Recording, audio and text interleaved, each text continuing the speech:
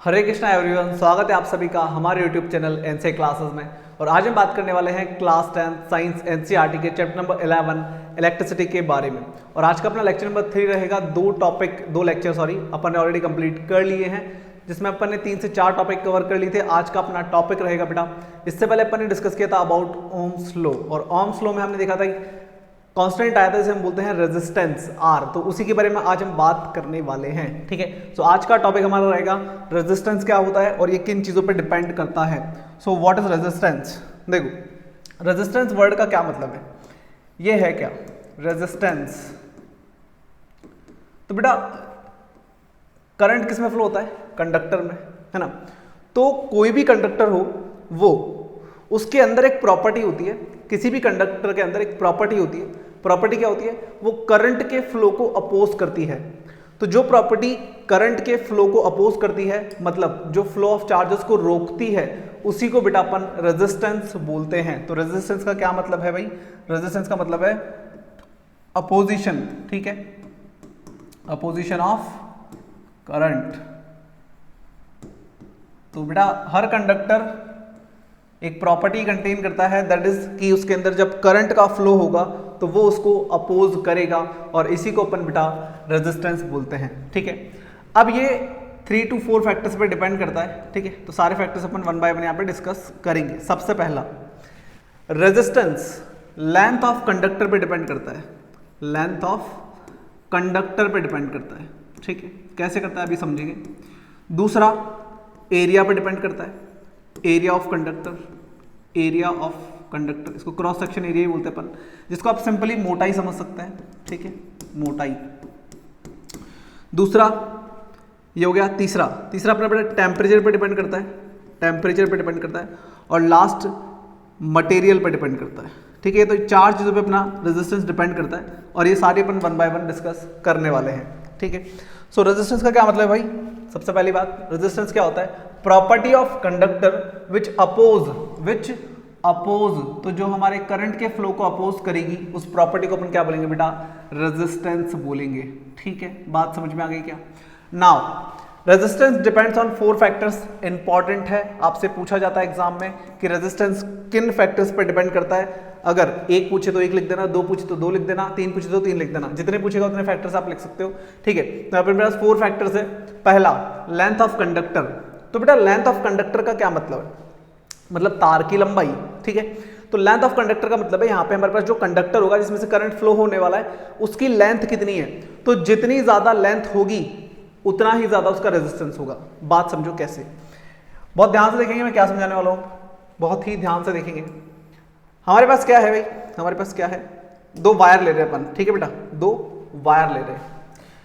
एक वायर है मेरे पास जैसे ये, ठीक है, इसकी लेंथ है मेरे पास ये कुछ L1। ठीक है बेटा, और एक और वायर है जिसकी लेंथ, सेम एरिया लेंगे अपन, सेम मोटाई है उसकी, लेकिन उसकी लेंथ ज्यादा है। ठीक है बेटा, अब हमें पता है कि इस वायर के अंदर क्या होंगे भाई, इलेक्ट्रॉन्स होंगे, है ना, इलेक्ट्रॉन्स होंगे। अब जब इलेक्ट्रॉन्स ट्रेवल करेंगे तो करंट फ्लो होगा। ठीक है, अब रेजिस्टेंस का मतलब क्या है, जब ये इलेक्ट्रॉन्स आपस में टकराते हैं तो यहां पर रेजिस्टेंस जनरेट होता है, बेसिकली करंट भी जनरेट होता है। तो इलेक्ट्रॉन्स को ट्रेवल करने के लिए जितनी ज्यादा लेंथ ट्रेवल करनी पड़ेगी, उतना ही ज्यादा अपोजिशन उनको फेस करना पड़ेगा।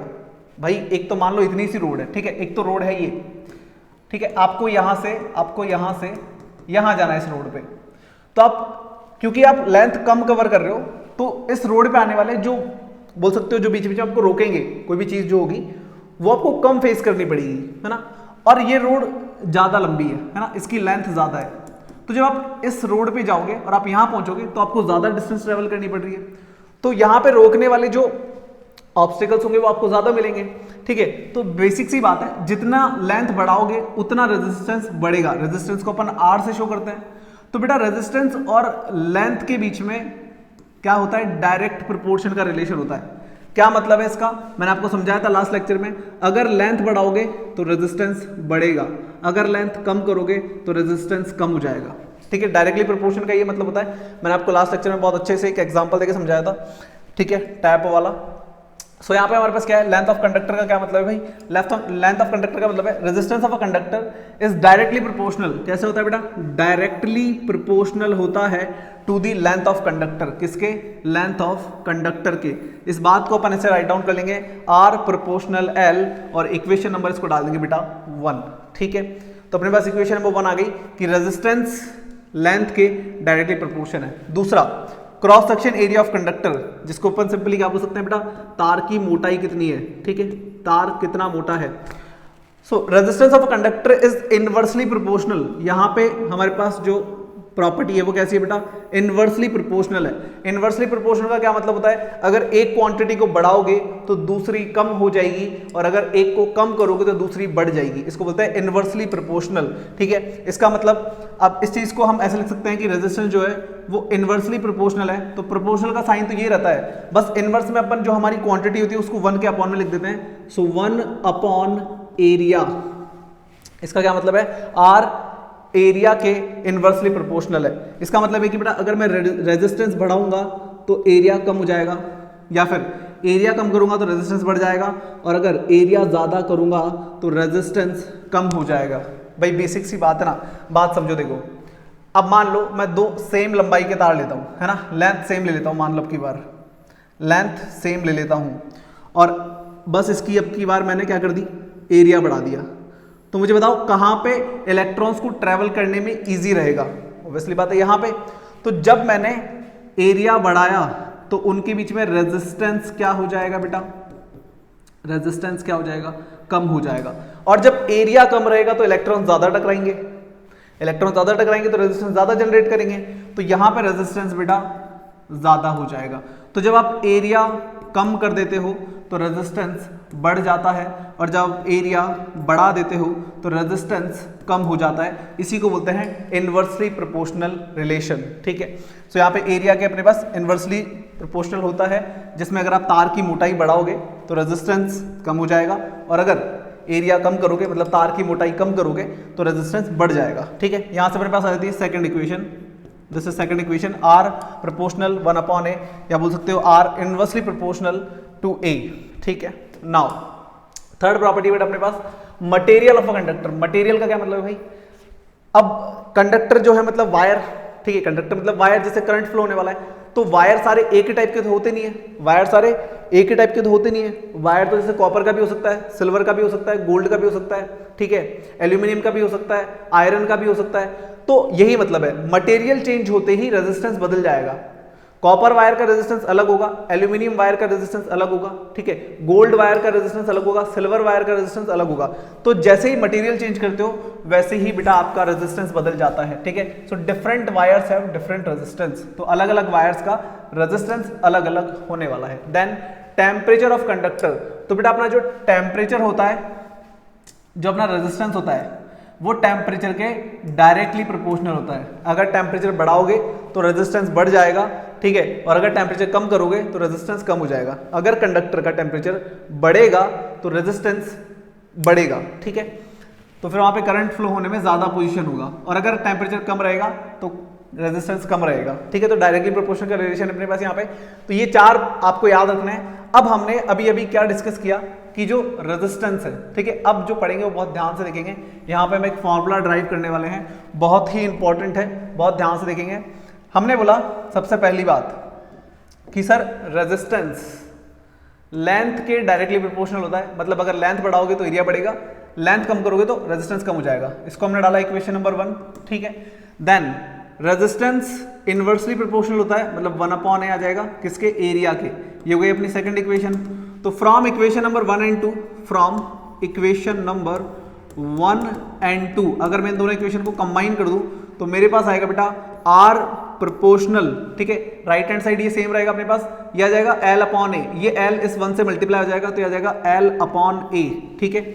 आर प्रोपोर्शनल, आर कॉमन आ गया, प्रोपोर्शनल एल 1 जा एल और अपॉन ए, तो ये आ गया। अब ये प्रोपोर्शनल का साइन हम कभी भी रखते नहीं है, मैंने आपको ओम्स लॉ में भी समझाया था। इस साइन को अपन हटा देते हैं, ठीक है। तो जैसे ही अपन यहां से साइन हटाएंगे तो यहां पे एक कांस्टेंट आएगा बेटा जिसको बोलते हैं रो, क्या बोलते हैं, रो, एल अपॉन ए। तो अपने पास एक फॉर्मूला तो ये आ गया, R equals to rho L upon A, ठीक है। तो इसको अपन यूज में लेंगे, और यहां से अपन रो का फॉर्मूला डिजाइन करेंगे भाई, रो का फॉर्मूला डिजाइन करेंगे। सो रो इक्वल टू रो, ये बेटा रो है, RHO रो, ठीक है।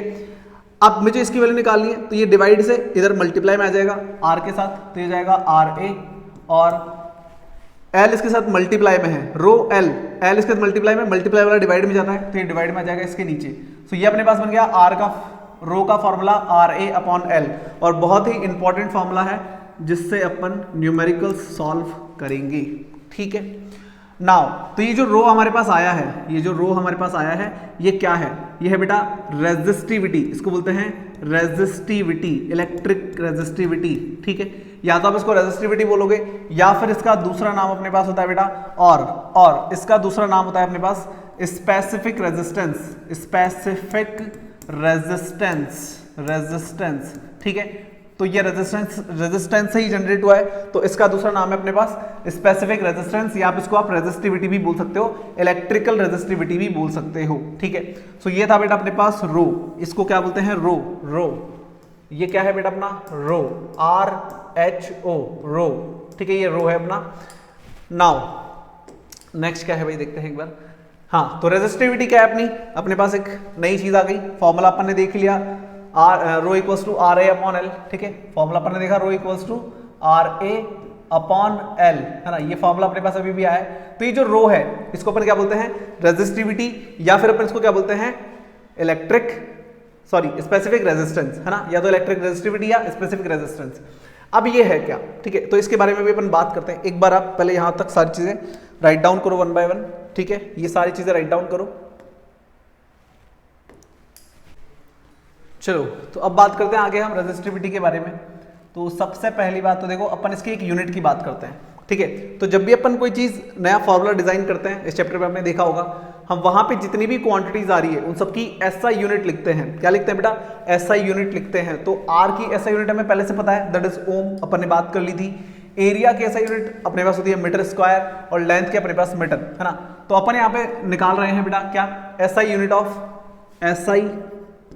Standard international unit of resistivity, या I can say electric resistivity और स्पेसिफिक रेजिस्टेंस।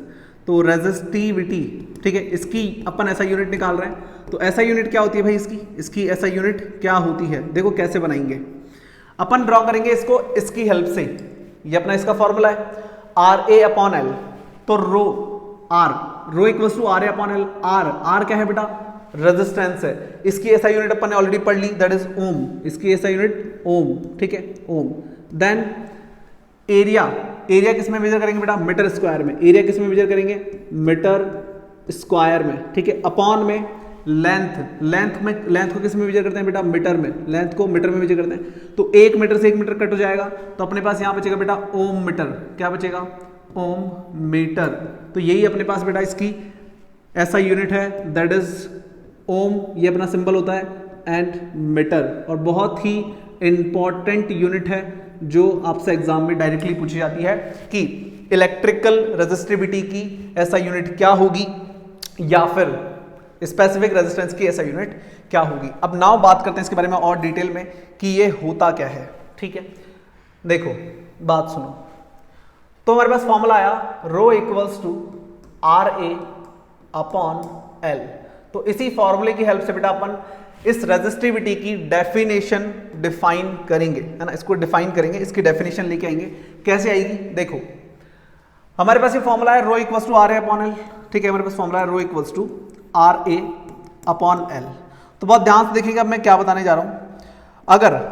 अगर हमारे पास किसी वायर का एरिया ऑफ कंडक्टर, अगर हम एरिया ऑफ कंडक्टर को 1 मीटर स्क्वायर कर दें, एरिया मीटर स्क्वायर में मेजर करते हैं, तो 1 मीटर स्क्वायर कर दें। 1 मीटर स्क्वायर का मतलब बेटा यूनिट, ठीक है, यूनिट मतलब 1 होता है। तो हमने इसका यूनिट एरिया ले लिया, यूनिट मतलब 1 मीटर स्क्वायर एरिया ले लिया। और अगर हम उसकी लेंथ ऑफ कंडक्टर, अगर कंडक्टर की लेंथ हम क्या कर दें? 1 मीटर कर दें, तो वो भी हम यूनिट लेंथ ले रहे हैं। तो अगर हम दोनों को 1 1 ले लें, मतलब अगर तार की लंबाई और तार की मोटाई दोनों 1 हो, तो हमारे पास उस वायर का स्पेसिफिक रेजिस्टेंस और रेजिस्टेंस, या फिर आई कैन से रेजिस्टिविटी और रेजिस्टेंस दोनों सेम होंगे। अब जब मैं ये वैल्यूज यहां पुट करूंगा तो देखो मेरे पास क्या आएगा, बहुत ध्यान से देखेंगे। तो हमारे पास बेटा rho equal to R A, area कितना है मेरे पास बेटा, एरिया कितना है 1 है, और अपॉन में लेंथ भी मैंने कितनी ली है 1 ली है। तो यहां से हमारे पास आएगा बेटा rho equals to R, what is this, तो ये क्या है बेटा, इस चीज को समझो। अब तो जो हमारी रेजिस्टिविटी होती है वो रेजिस्टेंस ही होती है, जो हमारी रेजिस्टिविटी होती है वो रेजिस्टेंस ही होती है। कंडीशन क्या है कि एरिया कंडक्टर का क्या होना चाहिए 1 मीटर स्क्वायर, और लेंथ क्या होनी चाहिए उसकी 1 मीटर। तो अगर हम दोनों को यूनिट ले लें तो हमारा रेजिस्टेंस ही बेटा इलेक्ट्रिक रेजिस्टिविटी हो जाती है। अब यही डेफिनेशन अपने यहाँ पे लिखी है, इंपॉर्टेंट है, अगर आपसे रेजिस्टिविटी की डेफिनेशन पूछेगा तो आप यही राइट डाउन करेंगे। The electric resistivity of a material is defined as, तो इसको हम कैसे डिफाइन कर सकते हैं, द रेजिस्टेंस ऑफर्ड, तो the resistance offered to current flow by a conductor of unit length, तो हमें लेंथ कितनी लेनी है बेटा, यूनिट लेंथ लेनी है। यूनिट लेंथ मतलब क्या है 1 मीटर लेंथ लेनी है। Area and having unit length, having unit area, और एरिया कितना होना चाहिए बेटा, यूनिट एरिया होना चाहिए ऑफ क्रॉस सेक्शन। तो अगर आप एरिया और लेंथ को 1 कर दोगे तो जो रेजिस्टेंस होगा बेटा वही हमारी इलेक्ट्रिक रेजिस्टिविटी होने वाली है। नाउ ऐसा यूनिट ऑफ रेजिस्टिविटी ये अपन ने ऑलरेडी पढ़ लिया, अभी ओम मीटर होती है, मैंने आपको अभी बताया है, ठीक है, ओम और मीटर। ओम मीटर ये अपनी इसकी क्या हो गई बेटा, यूनिट हो गई, ठीक है, ऐसा यूनिट हो गई, स्टैंडर्ड इंटरनेशनल यूनिट हो गई। Now resistivity does not change with change in length, तो बेटा रेजिस्टिविटी कभी भी लेंथ बदलने पर नहीं बदलती है ना। रेजिस्टेंस किस पे डिपेंड कर रहा था, लेंथ पे, एरिया पे, लेकिन यहां पर रेजिस्टिविटी लेंथ बदलने पे नहीं बदलती है, एरिया बदलने पे भी नहीं बदलेगी, ठीक है, एरिया ऑफ क्रॉस सेक्शन, ठीक है, दोनों पे नहीं, दोनों के चेंज होने पे ये नहीं बदलती है। Resistivity does not change with change in length और एरिया, दोनों पे ही रेजिस्टिविटी में कोई फर्क नहीं पड़ेगा, but it changes with change in temperature, तो अगर हम टेम्परेचर चेंज करेंगे तो ही हमारी इलेक्ट्रिक रेजिस्टिविटी पे कोई फर्क पड़ेगा। तो इलेक्ट्रिक रेजिस्टिविटी बेटा टेम्परेचर पे डिपेंड करती है, ना कि लेंथ और एरिया पे। लेंथ और एरिया पे कौन डिपेंड करता है, रेजिस्टेंस, स्पेसिफिक रेजिस्टेंस, और आई कैन से रेजिस्टिविटी या इलेक्ट्रिक रेजिस्टिविटी, ये हमारे लेंथ और एरिया पे डिपेंड नहीं करती है, ये सिर्फ और सिर्फ टेम्परेचर पे डिपेंड करेगी या फिर नेचर ऑफ वायर पे डिपेंड करेगी। नेचर ऑफ वायर का क्या मतलब है, जैसे डिफरेंट वायर ले लोगे तो उसकी रेजिस्टिविटी डिफरेंट हो जाएगी, ठीक है। Now resistivity of alloy is generally higher than of its constituents metals, तो एलॉय आपने चैप्टर नंबर 3 में पढ़ा होगा। एलॉय क्या होता है बेटा, मिक्सचर ऑफ मेटल और मेटल, और I can say metal and non metal. तो अगर हमारे पास बेटा एलॉय लेंगे, अब ये एलॉय किन्हीं दो मेटल्स का कॉम्बिनेशन होगी या मेटल ऑन मेटल का कॉम्बिनेशन होगी, तो इसकी रेजिस्टिविटी कैसी होगी, हायर होगी। किससे हायर होगी, जिससे वो एलॉय बना है, जिससे वो एलॉय बना है, ठीक है। सो हमारे एलॉय की रेजिस्टिविटी बेटा हायर होती है, किससे हायर होती है, जिससे वो एलॉय बना है, जिन मेटल या नॉन मेटल से वो बना है, ठीक है, कॉन्स्टिट्यूएंट मेटल से ज्यादा होगी। Now alloy do not oxidise readily at high temperature, so they are commonly used in electrical heating devices. तो बेटा अपने पास इलेक्ट्रिकल हीटिंग डिवाइसेस में हम क्या करते हैं, एलॉय का यूज करते हैं, क्योंकि इलेक्ट्रिकल हीटिंग डिवाइसेस का क्या मतलब है, जो हीट जनरेट करेंगे बहुत ज्यादा, है ना, तो उनमें हम एलॉय को यूज करेंगे क्योंकि वो जल्दी से ऑक्सीडाइज नहीं होगी, ठीक है, तो उनके ऊपर कोई बैड इफेक्ट नहीं पड़ेगा, वो जल्दी से खराब नहीं होंगे, है ना। Now copper and aluminium are use for electrical transmission lines as they have low resistivity. तो अपने पास जो बेटा कॉपर एंड एल्यूमिनियम होता है, इनका रेजिस्टिविटी लो होता है, इसीलिए इनका यूज किसमें किया जाता है, इलेक्ट्रिकल ट्रांसमिशन लाइंस में किया जाता है, ठीक है बेटा, बात समझ में आ गई क्या। तो ये कुछ पॉइंट्स है अबाउट इलेक्ट्रिकल रेजिस्टिविटी, और आई कैन से रेजिस्टिविटी और स्पेसिफिक रेजिस्टेंस। देन अब अपने पास कुछ न्यूमेरिकल्स है, ठीक है, जो अपन को यहाँ सॉल्व करने हैं। तो अपन ने जो फॉर्मूलेज यहाँ पे देखे हैं उन्हीं पे बेस्ड अपन क्वेश्चंस यहाँ पे करने वाले हैं। तो पहले आप इसे राइट डाउन करो, देन हम करते हैं हमारे कुछ न्यूमेरिकल्स जो इन्हीं टॉपिक्स पे डिपेंडेंट है, ठीक है, इन्हीं टॉपिक्स पे बेस्ड है। तो अपने पास टोटल 3 2 4 अपने पास न्यूमेरिकल्स हैं जिनको आज हम यहाँ पे डिस्कस करने वाले हैं और इस टॉपिक को अच्छे से क्लियर करने वाले हैं, जो कि था अपना रेजिस्टेंस और रेजिस्टिविटी, ठीक है बेटा। तो पहले आप राइट डाउन करो, देन अपन स्टार्ट करते हैं अपना यहां से, ठीक है। तो पहले आप इसे राइट डाउन कर लीजिए। चलो आगे देखो, अब अपन करते हैं कुछ न्यूमेरिकल्स।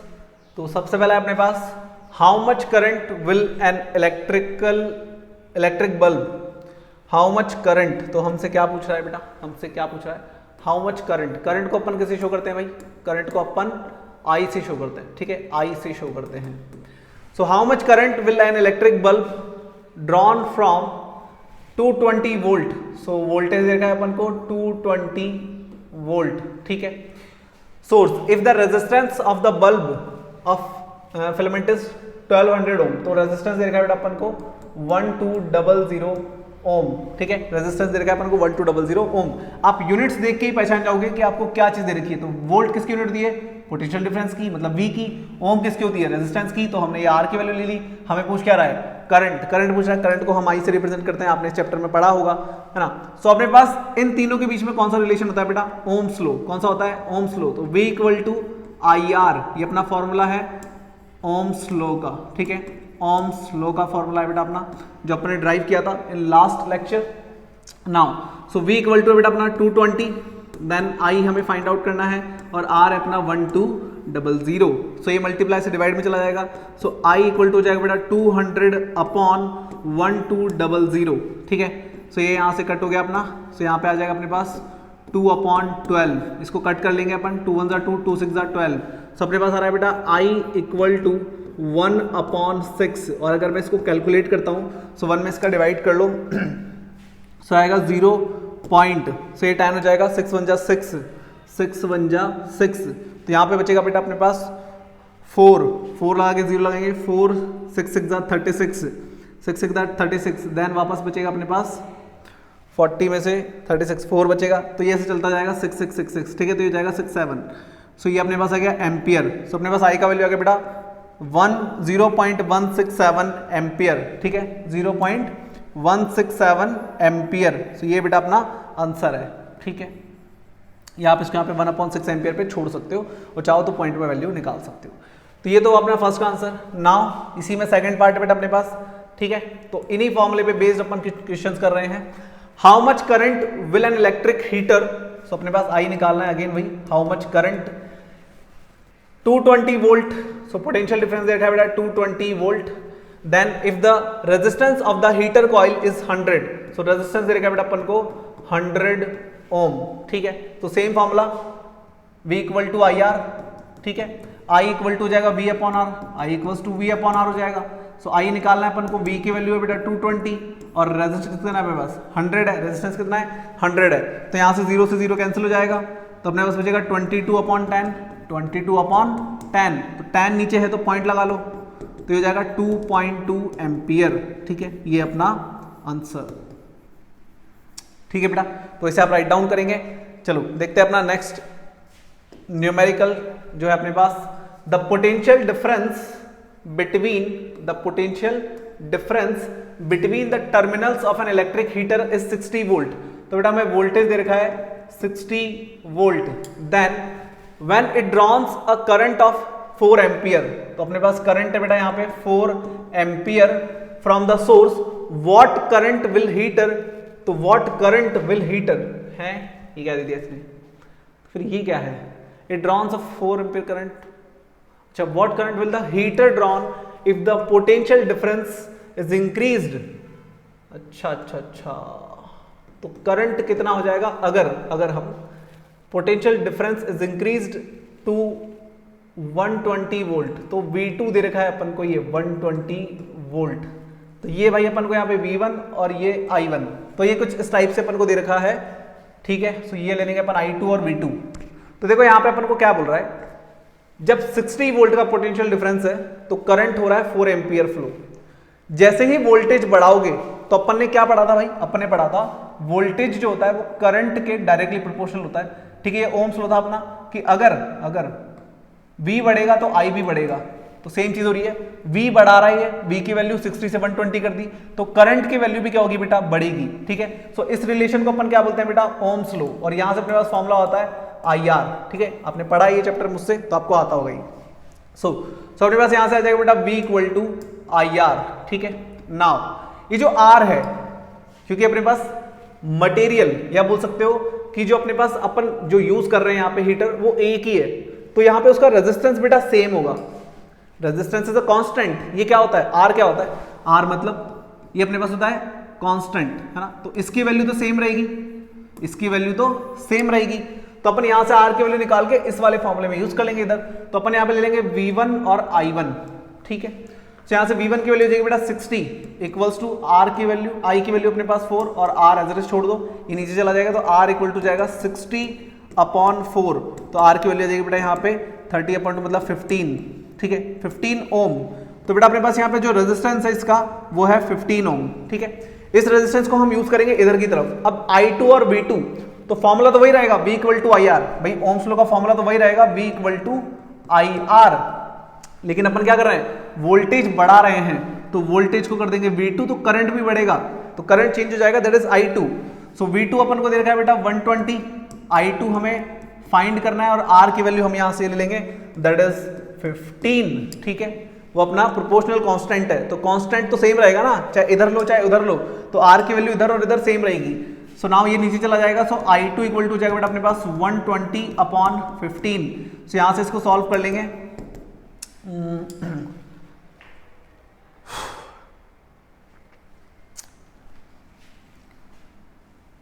60 गलत काट रहा, 3 4 जा 5 जा 8 एम्पियर। ये लो अपना आंसर आ गया 8 एम्पियर। तो देखो जितनी वोल्टेज बढ़ी जिस मल्टीपल से 60 का डबल हुआ तो करंट का भी देखो डबल आया अपने पास। ठीक है, सो यही तो अपन पढ़ते हैं, इसी का तो मतलब होता है कि जब आप V बढ़ाओगे तो I बढ़ेगा, V कम करोगे तो I कम हो जाएगा। इसी को तो बोलते हैं directly proportional, that is our Ohm's law, है ना। सो ये था अपने पास क्वेश्चन नंबर 2, इसे आप राइट डाउन करेंगे। देन चलो क्वेश्चन नंबर 3 देखो, नेक्स्ट है अपने पास क्वेश्चन नंबर 3 पे बात करते हैं। क्या बोल रहा है क्वेश्चन में अपन को, resistance of a metal wire of a length 1 metre. So बेटा लेंथ अपन को दे रखी है 1 मीटर। ठीक है, इस 26 ओम। सो रेजिस्टेंस अपने पास 26 ohm. Then at 20 degree Celsius temperature है, टेम्परेचर को यहाँ चेंज नहीं करा जाएगा क्योंकि देखो उसने बोला यहाँ पे at the same temperature. If the diameter of the wire is 0.3 mm। सो हमें डायमीटर दे रखा है बेटा 0.3 mm। ठीक है, what will be the resistivity, resistivity मतलब आपको रो निकालना है of the metal at that temperature. तो सेम टेम्परेचर पे आपको रो निकालना है क्योंकि टेम्परेचर बदलने पे रेजिस्टिविटी बदल जाती है। तो यहाँ पे हमें बस इसको चेंज नहीं करना है टेम्परेचर को, बाकी सब कुछ बदलता रहे बदले तो अपनी रेजिस्टिविटी सेम रहेगी। सो अपने पास रो का फॉर्मूला होता है बेटा, रो का फॉर्मूला होता है RA/L। अब यहाँ पे गड़बड़ क्या है, किसने जो डायमीटर दिया है वो मिलीमीटर में दिया है और ये किसमें है, मीटर में। तो अपन के पास ऐसा यूनिट लेंथ का क्या होता है बेटा, मीटर होता है। तो अपन यहाँ पे इसको मीटर में चेंज करेंगे पहले। ठीक है, तो अपन यहाँ पे इसको मीटर में चेंज करेंगे। सो पहले तो रेडियस बनाओ यहाँ से, तो रेडियस इक्वल टू जाता है बेटा डायमीटर/2। ठीक है, सो डायमीटर अपने पास 0.3/2 mm। तो ये तो हो गई मेरी रेडियस। अब रेडियस को कन्वर्ट करो, किसमें कन्वर्ट करो भाई, किसमें कन्वर्ट करोगे, रेडियस को कन्वर्ट करो अभी तुम 0.3/2 इनटू मिलीमीटर को बेटा मीटर पे लाओ। तो देखो सबसे छोटा यूनिट होता है मिलीमीटर, फिर आता है सेंटीमीटर, फिर आता है मीटर। तो यहां से यहां बदलते हो तो 10 का यूज करते हैं, यहां से यहां बदलते हैं तो 100 का यूज करते हैं। तो टोटल कितना हो गया, टोटल कितना हो गया, 1000 हो गया भाई। 100 और 10 मल्टीप्लाई करोगे तो 1000 हो गया। तो इसका मतलब हम यहाँ पे क्या करेंगे बेटा, 1000 से जब हम छोटे से बड़े में बदलते हैं, जब हम छोटे से बड़े में बदलते हैं डिवाइड करते हैं तो यहाँ आएगा 1/1000। ठीक है, और ये मीटर में चेंज हो जाएगा। अब यहाँ पे देखो एक पॉइंट आ रहा है, इस पॉइंट को नीचे ले आओ, इस पॉइंट को नीचे ले आओ। तो इस पॉइंट को अगर मैं नीचे ले आता हूँ तो नीचे ये बन जाएगा मेरे पास 3/2 इंटू 1 2 3 4 मीटर। ठीक है, ये वाला ये बन जाएगा अपने पास। तो इसको अभी ऐसे ही छोड़ दो, इसको अपन अभी कर लेंगे यूज जो भी है। ठीक है। तो यहां से अगर मैं पॉइंट हटाता हूं तो नीचे 3 0 पहले से थे, 1 0 और आ जाएगा और 2 साथ में अपना रहेगा, ऊपर सिर्फ 3 1 3 आ जाएगा। तो ये रेडियस आ गई। अब अपने पास फॉर्मूला लगाएंगे, देखो रो इक्वल्स टू आर कितना है भाई 26, ठीक है। Area of cross section, wire का क्रॉस सेक्शन बेटा सर्कल के फॉर्म में होता है। वायर का, जैसे तुम वायर बनाते हो ना, ये वायर है, ठीक है। तो इसका जो क्रॉस सेक्शन है वो सर्कल के फॉर्म में होता है। तो यहाँ पे हम सर्कल का एरिया लगाएंगे। ये एक है एरिया ऑफ सर्कल है, ठीक है, that is pi r square, और अपॉन में एल की वैल्यू कितनी बेटा 1 है, ठीक है। तो यहाँ से rho equals to 26 into pi का वैल्यू क्या लेते हैं 22/7 इंटू आर का वैल्यू आर स्क्वायर, तो उसको 2 बार लिखेंगे 3 इंटू 3, ठीक है, 3 इंटू 3 अपॉन में 1 तो था ही, पाई की वैल्यू 22/7, तो एक तो 7 आएगा नीचे क्योंकि 22/7 था, और वो आएगा 2 बार, ये आएगा 2 बार क्योंकि आर स्क्वायर है, तो ये 2 बार आएगा 2 इंटू 2 इंटू 1 2 3 4 1 2 3 4, ठीक है, ये आएगा अपने पास। नाउ यहां से क्या क्या कट हो जाएगा, देखो 2 से ये कटेगा अपने पास 13 बार, फिर 2 से ये कटेगा अपने पास 11 बार, तो अपने पास यहां से आएगा बेटा, अपने पास यहां से आएगा rho equals to 13 multiply 11, 13 multiply 11 into 3 3 जा 9 हो गया अपने पास, अपॉन में 7 बच रहा है मल्टीप्लाई ये 10 की पावर 4, ये भी 10 की पावर 4, तो टोटल हो गया 10 की पावर 4 और 4 8, भाई देखो 1 2 3 4 5 6 7 8, तो ये हो गया 10 की पावर 8, ठीक है। यहां से अगर हम इसको मल्टीप्लाई कर लेते हैं तो ये जाएगा 143 इंटू 9, ये हो जाएगा 143 इंटू 9 अपॉन 7 इंटू 10 की पावर 8, ठीक है भाई, ये हो गया 143 इंटू 9 से इसको मल्टीप्लाई करो, सो 143 इंटू 9 अगर हम करते हैं तो 9 से 27 का 7 2 9 4 36 36 37 38 9 9 9 10 11 12 1287, तो यार है भाई 1287 अपॉन 7 इंटू 10 की पावर 8। अब देखो आगे, तो यहां से हम क्या करेंगे, डिवाइड करेंगे 1287 में 7 का डिवाइड करेंगे, 1287 में 7 का डिवाइड करेंगे, तो 7 1 7 हो गया, 7 1 7 हो गया, यहाँ पे बचेगा अपने पास 5 8 7 8 जा 56, 7 8 जा 56, 7 8 जा 56, ठीक है। नाउ बचा 2 7 7 4 जा 28, 7 3 जा 21, तो यहाँ बचेगा 6.0, 7 8 जा 56, ठीक है, देन 4 0 7 5 जा 35, तो यार है 183.85 183.85, ठीक है। और नीचे ये तो डिवाइड हो गया 7 का, और नीचे जो 10 की पावर 8 है इसको ऊपर ले जाओगे तो जाएगा 10 की पावर -8, ठीक है। पावर नीचे अगर प्लस में तो ऊपर जाके माइनस में हो जाती है, ये आ गया यहाँ पे। नाउ यहाँ पे क्या करेंगे भाई, इस पॉइंट को आगे ले जाएंगे 2 बार, स्टैंडर्ड फॉर्म में कन्वर्ट करेंगे इसको, तो इसको अगर मैं आगे ले जाता हूँ तो जाएगा 1.83, ठीक है, इतना बहुत है, यहाँ तक छोड़ दो इसको, 1.83 इंटू इस पॉइंट को आगे ले जाओ, ये वैल्यू लिखनी तो लिखो वरना छोड़ दो, कोई दिक्कत नहीं है। तो आगे हो गया अपने पास 10 की पावर, अब यहां से पावर बढ़ेगी या कम हो जाएगी, तो जब हमने पॉइंट को आगे शिफ्ट किया तो यहां से पावर हो जाएगी अपने पास -6, ठीक है, कम हो जाएगी। तो ये अपने पास रो का वैल्यू आ गया बेटा 1.83 इंटू 10 की पावर -6 ओम मीटर, ठीक है, इसकी यूनिट क्या होती है ओम मीटर, अभी ये तो पढ़ा है अपन ने, ठीक है, ये हो गया। चलो तो इसे राइट डाउन करो, देन हम करते हैं अपना नेक्स्ट क्वेश्चन।